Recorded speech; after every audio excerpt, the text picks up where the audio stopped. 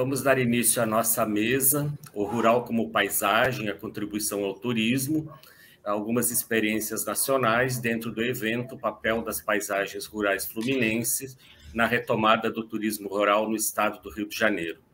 Essa mesa busca refletir sobre a importância para se repensar o turismo em espaços rurais em um cenário pós-pandemia, em que a busca por ambientes ao ar livre com distanciamento social tem se tornado uma marca. Nesse evento, buscamos destacar as principais paisagens presentes no espaço rural fluminense e decorrente das práticas agropecuárias. Na nossa mesa, nós estamos com 2 convidados para que possam compartilhar conosco experiências de outros estados da Federação Brasileira que venham somar com a experiência fluminense. Então, eu gostaria de agradecer aos nossos palestrantes, ao professor César de Davi, professor titular do Departamento de Geociências da Universidade Federal de Santa Maria, que possui experiência em ensino, pesquisa e extensão na área de geografia humana, com ênfase em geografia agrária, atuando nos seguintes temas: territorialidades rurais, agricultura familiar e educação no campo. E é líder do grupo de pesquisa em educação e território, coordena o núcleo de estudos de paisagem da Universidade Federal de Santa Maria, o núcleo Silveira Martins. O nosso colega, o Dr. Marcelo Servo Quelotti, é professor do Departamento de Geociências da Universidade Federal de Santa Maria, líder do núcleo de estudos em geografia, agricultura e alimentação, e possui experiência em geografia humana, com ênfase em geografia agrária, atuando principalmente nos temas ruralidades contemporâneas, reprodução social da agricultura familiar, expressões da alimentação e cultura no território e políticas públicas da educação no campo. Então, eu gostaria de agradecer imensamente aos nossos convidados por estarem aqui participando e trazendo para a gente as reflexões e experiências empíricas a partir do espaço rural, das suas práticas, mas principalmente das paisagens por eles estudadas. Então, eu passo a palavra agora ao professor César de Davi para a sua explanação. Muito obrigado ao professor Glaucio, agradeço a toda a sua equipe por esse convite, é uma honra para mim participar do primeiro seminário estadual sobre o papel das paisagens rurais no Rio de Janeiro e compartilhar essa mesa com o professor Glaucio e com o professor Marcelo Quelotti, que é meu colega. Então, a minha fala, ela vai caminhar muito na interface entre filosofia e geografia, porque penso as paisagens rurais a partir da representação da relação entre natureza e cultura. E eu procurarei evidenciar nessa fala que a paisagem é um conceito que é situado na confluência de 2 categorias filosóficas, o espaço e o tempo, assim como articula 2 grandes sistemas, a natureza e a cultura. Nesse sentido, 2 referências são centrais para que eu possa compreender a paisagem dessa forma: a filósofa Anne Coquelin e o geógrafo Augustin Berg, que são referências nos estudos contemporâneos sobre esse tema. E pensando as paisagens rurais contemporâneas, sobretudo no Brasil, eu busco compreender uma teoria da paisagem que parte da contemplação, que se constitui, então, parte da estética como uma forma e uma possibilidade de fruição do belo. E as políticas contemporâneas, direcionadas à valorização, ao reconhecimento e à conservação das paisagens rurais, caminham muito nesse sentido, de uma possibilidade que a sociedade tem de contemplação do belo fora do domínio, digamos assim, estrito das artes, da qual a própria paisagem se origina, sobretudo da pintura, de onde emerge esse conceito. E somando-se a essa questão da estética, ou do vínculo muito forte da paisagem com a estética, nós temos, né, a paisagem como um conceito geográfico que possibilita a compreensão do mundo. Então, a paisagem, né, tem um domínio da arte e da filosofia a partir, né, da possibilidade de contemplação do mundo, mas ela tem uma vinculação muito forte, né, muito específica com a epistemologia, porque é na medida em que ela se constitui a síntese entre natureza e cultura, entre tempo e espaço, sendo, portanto, né, uma possibilidade de compreensão do mundo, uma possibilidade de entendimento do mundo, possuindo, portanto, um conteúdo epistêmico. E essas discussões se estabelecem numa tentativa de romper com a polissemia conceitual que, de certa forma, domina a discussão da paisagem. Hoje em dia, sobretudo na nossa sociedade contemporânea, há uma certa hiperestesia paisagística, porque, de certa forma, tudo é paisagem. Então, as nossas reflexões caminham no sentido, né, de um caminho epistêmico, buscando elucidar, né, as bases desse conceito e fugirmos da fragilidade epistêmica e na qual lidamos, né, com as transformações cotidianas. E nessa perspectiva, então, nós buscamos reivindicar uma interpretação para a paisagem, buscando situá-la nessa interface da filosofia e da geografia, né, para termos uma visão da totalidade e caminhando, de certa forma, em 3 perspectivas, né? A possibilidade da paisagem, da fruição, né, da natureza. Então, a paisagem se presta à contemplação, essa é uma das perspectivas.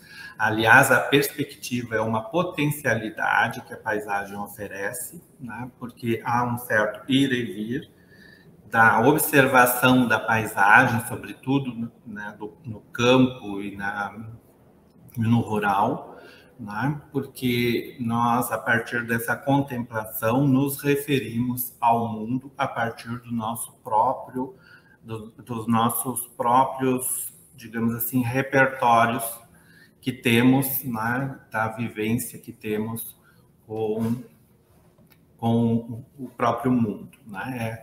A paisagem possibilita essa perspectiva de ir e vir do observador-leitor, que vai reconstruindo o real, tendo, né, a paisagem como uma referência, né?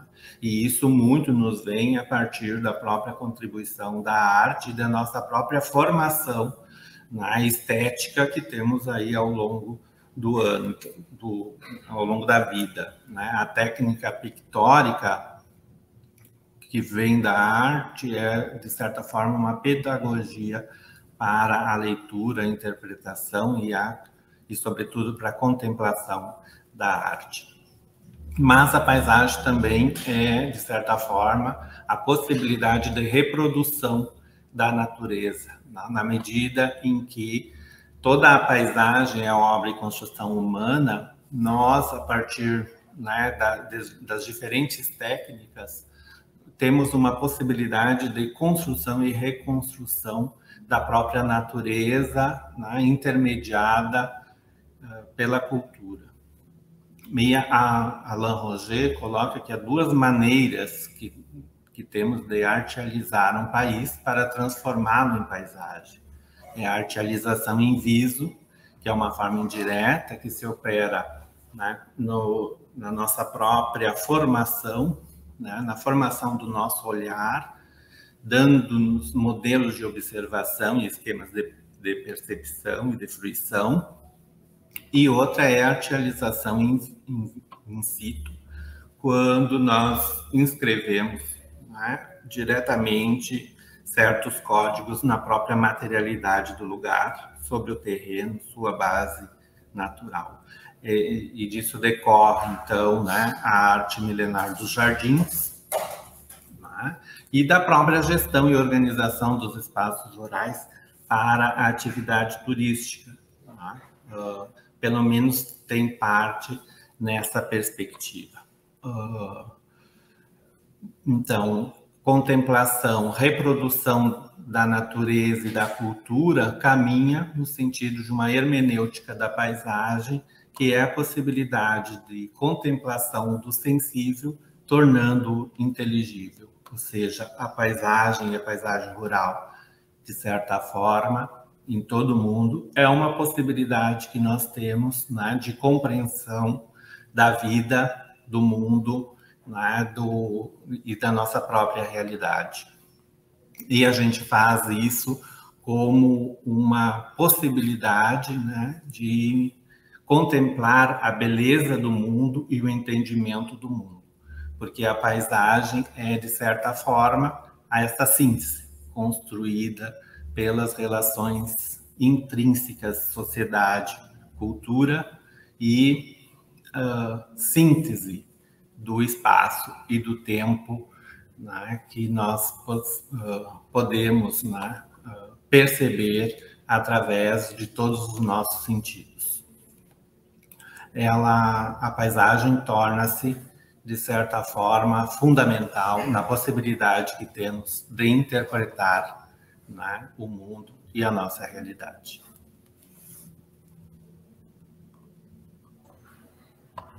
Obrigado, professor César. Então, eu passo a palavra agora ao professor Marcelo para a sua explanação. Olá, eu vou trabalhar numa perspectiva no sentido de aproximar, né, um pouco do que o professor César trouxe, a partir, então, de uma experiência empírica, né, na perspectiva da contemplação da paisagem, né? Eu, por mais de uma década, trabalhei na Universidade Federal de Uberlândia, em Minas Gerais, e tenho algumas experiências que eu gostaria, então, de compartilhar em relação a essa questão dessas potencialidades, né, da paisagem rural no âmbito do turismo, principalmente no que se refere à questão do turismo de experiência, né? Então, é de fato, né, perceptível que as paisagens de Minas Gerais já inspiraram, né, Carlos Drummond de Andrade, Guimarães Rosa, Milton Nascimento e dentre outros, né? A inspiração se deve ao fato de que a paisagem é um espaço percebido, né? O que é visto expressa o que é sentido, pois a paisagem é mediadora dos mundos exterior e interior, né? Um geógrafo, né, que trouxe uma reflexão importante no movimento de renovação da geografia brasileira, que foi Milton Santos. Ele vai fazer uma explanação dizendo que a paisagem seria tudo aquilo que nós vemos, o que a nossa visão alcança, é paisagem, né? Esta pode ser definida como o domínio do visível, aquilo que a vista abarca, né? Não é formada apenas de volumes, mas também de cores, momentos, odores e sons, né? Então, neste sentido, né, eu gostaria de fazer esse link com o caso das paisagens rurais de Minas Gerais, né? Porque ela se apresenta como um rico mosaico, né? E a partir de uma herança histórica que marca Minas Gerais, que é uma forte ruralidade, né? Dos 853 municípios mineiros, 164 têm população rural maior que a população urbana. Então, isso gera uma forte potencialidade para o turismo rural, né? Exigindo, então, por parte do poder público e das instituições, né, estratégias para tornar essas paisagens atrativas, vamos dizer assim, e conhecidas para o turismo rural, né? Uma experiência interessante que eu gostaria de destacar foi na minha pesquisa de pós-doutorado, o estudo das paisagens vitivinícolas no sul de Minas Gerais, aonde, principalmente na última década, tem sido, então, essa perspectiva da contemplação explorada para o enoturismo. Então, geralmente, se associava a estratégia do enoturismo no Brasil muito ligado às experiências no sul do Brasil, né? E a partir de, vamos dizer assim, de uma ressignificação dessas paisagens dos vinhedos tradicionais no sul de Minas Gerais, nos últimos anos tem se formado roteiros que associam a paisagem rural, a paisagem vitivinícola e roteiros de enoturismo, né? A partir principalmente de uma perspectiva de produção de vinhos finos, com experiências gastronômicas, associado a toda essa ruralidade. E uma outra experiência que eu gostaria de destacar é a partir da experiência de uma ex-aluna, a Viviane, que foi minha aluna na pós-graduação, que a Viviane tem um projeto chamado Matula Mineira. Ela trabalha com turismo de experiência na Flanar Turismo, aonde, a partir da Matula Mineira, as experiências de comidas, de viagens e outras memórias são exploradas, né? Então, essa questão da experiência, ou seja, da contemplação da paisagem, ganha uma certa dimensão nesse turismo de experiência. E esse foi um grande desafio do momento pandêmico. Como o Glaucio já destacou, se tornou um desafio no sentido de que a busca por lugares abertos, por menos aglomeração, fez com que esta demanda por este tipo de atividade turística em espaços mais abertos e contemplativos tenha feito com que esse projeto, o Matula Mineira, tenha ganhado muito destaque, principalmente no Triângulo Mineiro. E aí, as opções, né, de visitas guiadas, né, para observar aonde ocorre a produção da cachaça, dos cafés especiais, dos queijos, das farinhas, das pamonhadas, se tornam, então, produtos, né, a serem organizados pelos agricultores familiares nessa oferta de roteiros para um público que visa um turismo mais de experiência. Então, a gente observa, né, que essas paisagens rurais, no caso das paisagens mineiras, fortemente marcadas por uma forte ruralidade, como diria Claval, né, elas são um documento-chave para a compreensão das culturas, né? O único, frequentemente, que subsiste à sociedade do passado. Mas nós também temos que pensar que essas paisagens elas não são estáticas, incorporando urbanidades no rural e ruralidades no urbano. É aí que entra, eu creio, essa discussão do papel das paisagens rurais no turismo e esse diálogo. Daí a necessidade, né, de se pensar a paisagem rural para além do produto turístico, né? Tem que se configurar também como um modo de vida, como um lugar de morada e geração de renda e qualidade para todos. Obrigado, Marcelo. Eu vou fazer uma provocação, uma questão para vocês aí, para a gente continuar com a nossa reflexão. Gostaria de saber, a partir das reflexões de vocês, qual a importância, qual a contribuição do estudo sobre o espaço rural e suas paisagens para as políticas públicas de turismo, sobretudo agora nesse contexto que a gente está saindo da pandemia. Então, eu começaria pelo César, depois o professor Marcelo. Então, professor Glaucio, eu acho essa questão muito importante, sobretudo nessa conjuntura. Eu creio que a paisagem ela é uma possibilidade de tornar cada lugar único no mundo. Isso não quer dizer, né, que os lugares sejam melhores, os produtos produzidos em determinada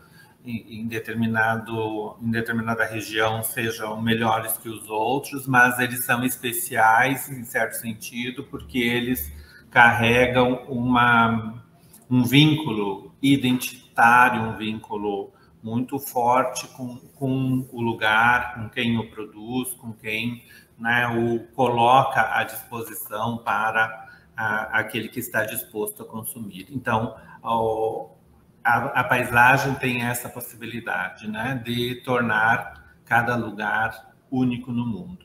E as políticas devem caminhar justamente no sentido de proporcionar o reconhecimento, a valorização, né, e a conservação dessas paisagens, né, para que elas se tornem patrimônio comum, patrimônio social. Então, as políticas públicas, né, para a valorização e o reconhecimento das paisagens rurais, do próprio campo e de suas gentes, deve caminhar no sentido da redução das desigualdades sociais do campo, reconhecer a diversidade étnica, cultural, né, do campo, dos seus habitantes, dos seus trabalhadores, né, das suas populações, assegurando sustentabilidade socioambiental, para defender, né, as paisagens enquanto um patrimônio, né, dos habitantes rurais e também, né, da sociedade como um todo. Proteger o trabalhador, suas famílias, garantir a ocupação das famílias rurais, né, sobretudo das famílias camponesas, né, assegurar às populações rurais o acesso aos bens culturais, à tecnologia, à informação e, sobretudo, aos direitos sociais básicos, né. As políticas públicas devem conter o êxodo rural, promover políticas aos jovens e aos idosos que contemplem o lazer, sociabilidade. Enfim, reconhecer, né, o papel protagonista dos habitantes rurais, agricultores ou não, de suas famílias, como guardiões das paisagens rurais que historicamente produziram. Desenvolvimento também, né, da sensibilidade paisagística, por meio da formação para o reconhecimento e valorização do patrimônio paisagístico e como um produto e como um bem cultural coletivo, síntese e expressão da cultura local, regional e da cultura nacional como um todo. Obrigado, professor César, pelas suas palavras. E eu passo, então, agora para o professor Marcelo para suas considerações. Bom, nessa linha de raciocínio que o professor César trouxe, eu gostaria também de contribuir dizendo que eu acho que o papel da política pública para o turismo rural e a manutenção das paisagens seria o fato de reconhecer e assegurar a possibilidade da diversidade, né? A gente observa que há uma tendência, né, de homogeneização dessas paisagens, e quando ocorre esse processo, há uma perda coletiva, né, no sentido de que essa paisagem mais monótona, essa paisagem, vamos dizer, monocromática, dizemos assim, ela acaba ficando sem o seu principal conteúdo, que é esse conteúdo da diversidade, que é o que a torna, vamos dizer assim, algo particular, né? Então, a minha reflexão é nesse sentido, né? Que esse ordenamento jurídico, essa política pública, ela caminha no sentido de assegurar, né, a manutenção, a salvaguarda das diversidades das paisagens, né? Porque é aí que reside a sua maior riqueza. Obrigado, professor Marcelo, professor César. Eu acho que as contribuições de vocês são fundamentais para a nossa reflexão aqui no estado do Rio de Janeiro. E uma palavra-chave que vocês falaram bastante aí e que remete muito à realidade fluminense é a diversidade, né? O Rio de Janeiro apresenta uma diversidade de paisagens do espaço rural muito grande e que a gente tem descoberto através dos nossos trabalhos de campo como uma das marcas importantes, né, nessas paisagens e na sua manutenção. Então, a importância de se refletir e de contribuir, sobretudo, com as políticas públicas, né, no sentido de auxiliar que essa retomada pós-pandemia, esses agricultores eles possam ter uma geração de renda suplementar, no sentido de abrirem as suas propriedades, né, propiciarem aos turistas uma vivência, uma experiência em termos das atividades que eles desenvolvem. Então, finalizamos essa mesa agradecendo imensamente a contribuição de vocês a esse debate sobre as paisagens rurais.